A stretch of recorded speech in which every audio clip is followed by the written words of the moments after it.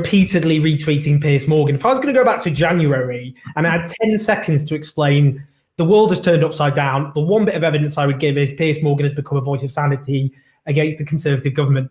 But on the pandemic, the reason I keep saying this isn't to suck up to you, it's because I think lives would have been saved in this country if more journalists had held the government to account as passionately and uncompromisingly you've done. So you deserve a huge amount of kudos for that.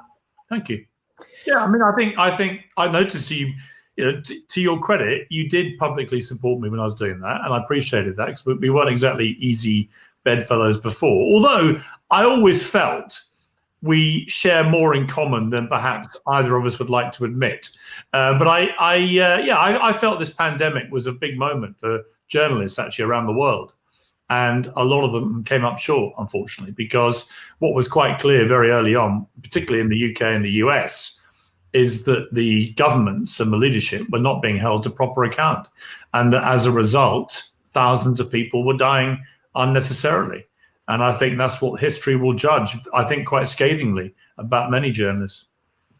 What I mean, before we talk about the book, I mean, well, it is, I mean, you talk about it obviously at length in the book, but why? Why do you think there's been such a colossal failure by so many, not just in the press, but also broadcasters? At the very start, we saw the scenes in northern Italy, hospitals being overwhelmed, herd immunity was being openly briefed to senior journalists, the failures of test and trace. Why? Why that failure to scrutinise, you think, on the part of so much of the media? I don't think that many journalists, like many of the government, realised the enormity of this before it was too late.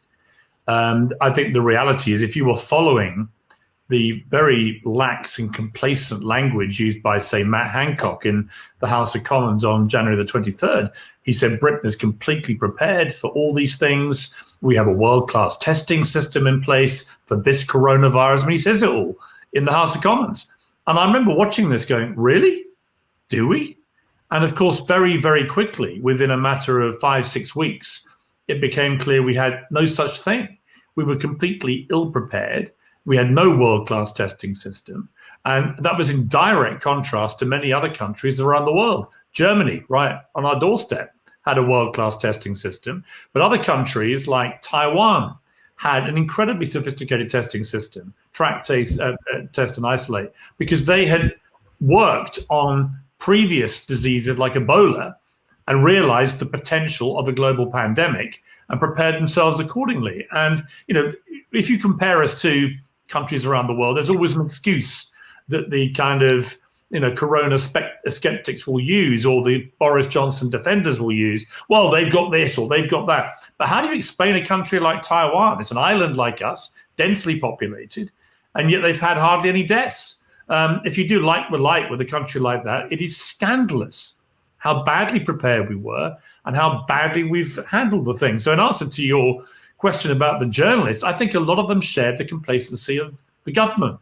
And I got increasingly angry in the early part of March as I could see what was happening in Italy.